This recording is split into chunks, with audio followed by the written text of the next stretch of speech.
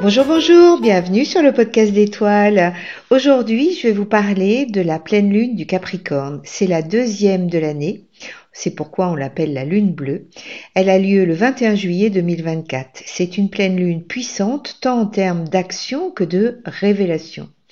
Elle se passe à 29 degrés 09 minutes du signe du Cancer pour le Soleil et du signe du Capricorne pour la Lune.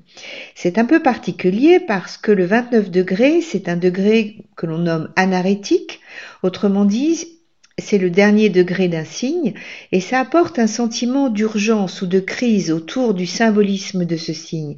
Ça insiste sur l'urgence de la fin de notre façon de voir les choses dans notre vie et l'urgence aussi de créer quelque chose de nouveau. D'autant plus, c'est pas sans faire penser à Pluton qui va revenir à 29 degrés du Capricorne. Pardon.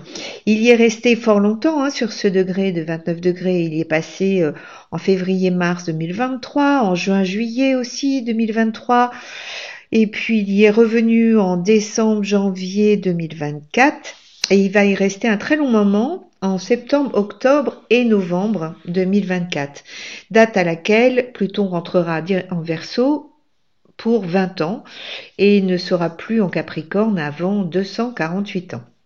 Nous sommes donc vraiment à un passage entre deux mondes. Pluton, là, en traversant les 29 degrés, vient activer les derniers degrés de l'ancien ordre, de l'ancien monde, pour basculer sur de nouveaux paradigmes, alors que lorsque Uranus et Neptune vont changer de signe eux aussi. Mais revenons à notre pleine lune. Alors, le Soleil est donc en Cancer et la Lune en Capricorne, ce qui met en évidence le besoin d'équilibre entre nos besoins émotionnels, le Cancer, et nos responsabilités, le Capricorne, entre nos ressentis et notre discipline, notre autorité intérieure. Cela nous parle aussi de notre sécurité pratique, matérielle, et de notre sécurité émotionnelle, donc l'équilibre à trouver à chaque fois. Saturne est à nouveau le maître de cette pleine lune, du coup du Capricorne. Il est toujours en Poisson et il est rétrograde. Il s'agit donc de créer de nouvelles structures. Ça me fait penser à l'importance d'une discipline spirituelle. C'est vraiment le temps de se créer un nouveau rituel et pourquoi pas être attentif à démarrer sa journée par des fréquences particulières d'amour, de joie, de paix.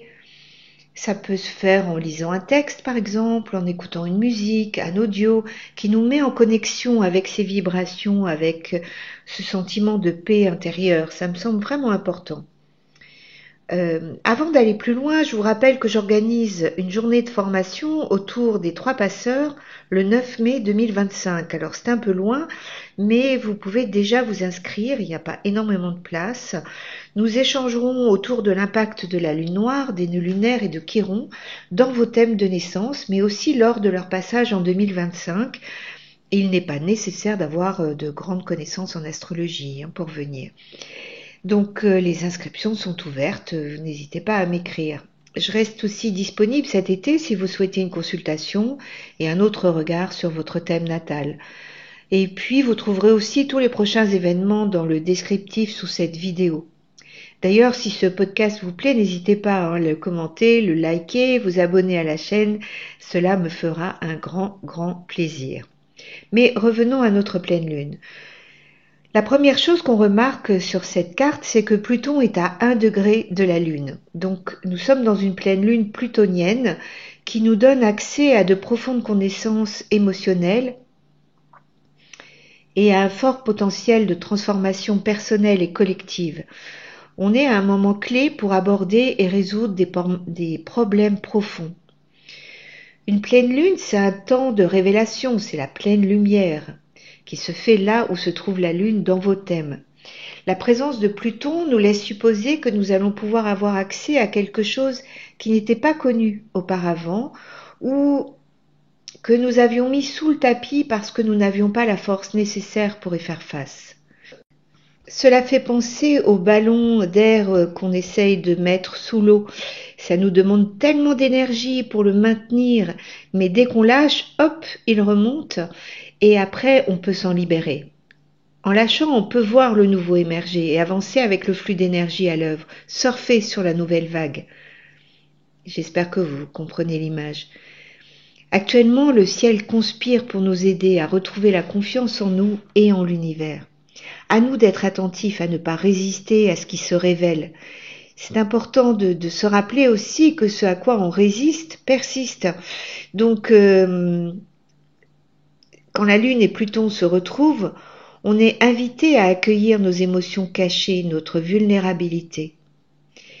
Et en le faisant, d'ailleurs, on va pouvoir contacter une plus grande confiance en nous, découvrir avec humilité tout le courage que nous avons et ressentir la liberté que cela nous donne.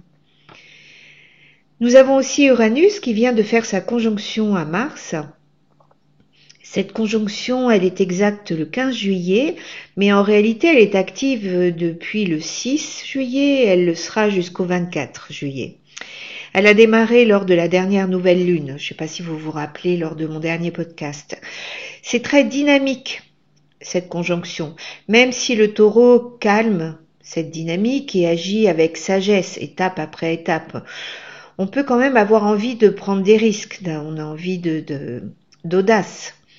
Au niveau social, ça peut être lié, social ou géopolitique ou général, ça peut être lié aux activités sismiques, ça peut être aussi toutes sortes de tremblements de terre politiques, économiques, financiers. Le taureau, ça nous fait penser aussi aux volcans qui peuvent se réveiller, toutes sortes de volcans d'ailleurs, tout ce qui n'a pas été apaisé à l'intérieur de nous.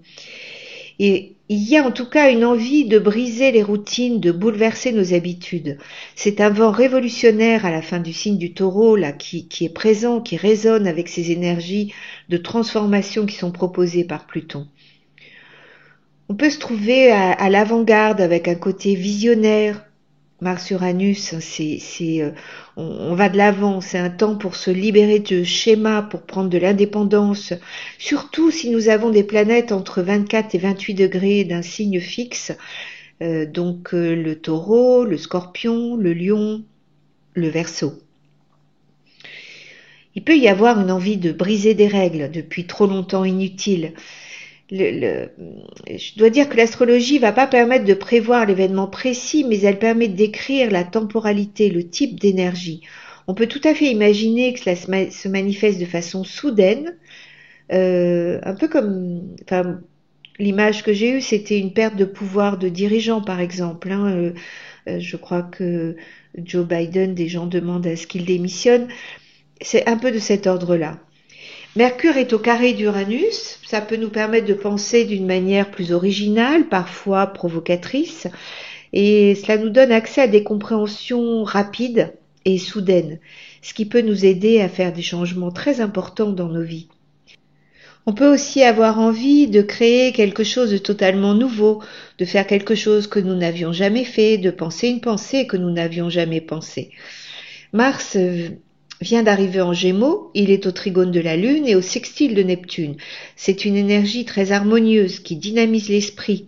Il y a des projets créatifs qui sont possibles, comme l'écriture aussi, mais on est dynamisé là. Et puis aussi, Mars est en Gémeaux, donc il nous faudra être attentif à ne pas rentrer dans des querelles du genre j'ai raison, vous avez tort. Quelque part, quelle importance d'avoir raison ou tort, en fin de compte, ça ne parle que de l'ego. Donc prenons du recul et restons dans une neutralité bienveillante. C'est tellement important de se détacher de cette dualité, surtout en ce moment. Le but est de retrouver une conscience unifiée et d'éviter tout ce qui est de l'ordre de la dualité. Mars en Gémeaux, c'est aussi une sensation que tout s'accélère, le temps s'accélère, il y a plus d'opportunités, plus d'informations à traiter. Et puis parfois trop d'opportunités différentes, donc il peut y avoir des problématiques de choix ou de stress, on veut tout faire tout en même temps, et donc de se recentrer, c'est pas mal, mais de prendre cette dynamique. Je repense là à la conjonction de Mars-Uranus, elle nous fournit vraiment l'ambition et le courage de prendre les mesures nécessaires pour faire face aux transformations à l'œuvre. Nous avons à notre disposition une énergie très puissante ici, une énergie d'action rapide, maîtrisée. Il faudra juste faire attention à ne pas se disperser. D'autant plus que le trigone de Mars à Pluton et à la Lune peut créer en nous une grande puissance de concentration et de volonté pour créer ce que nous souhaitons. On est très soutenu lors de cette pleine Lune. Et puis on a aussi Neptune qui est au sextile de la Lune, donc au trigone du Soleil, ce qui nous porte vers plus d'empathie pour nous-mêmes et pour les autres. On va pouvoir prendre conscience que nous sommes un élément d'un grand tout et que finalement nous sommes tous sur le même bateau, un bateau voguant vers le nouveau monde. Et puis en plus, nous avons Vénus au sextile de Jupiter, ce qui est une belle énergie amicale, ça nous aide à percevoir le meilleur dans nos relations et de créer de beaux liens. En conclusion, je dirais que cette pleine lune nous offre une magnifique opportunité pour connecter notre pouvoir, notre souveraineté et notre liberté intérieure. C'est un moment de guérison émotionnelle et de clarté pour avancer vers nos objectifs essentiels de vie. Tout est là pour traverser ces transformations profondes, tant personnelles que collectives, en toute confiance et en toute sécurité intérieure. Voilà, je vous dis à tout bientôt pour la prochaine nouvelle lune.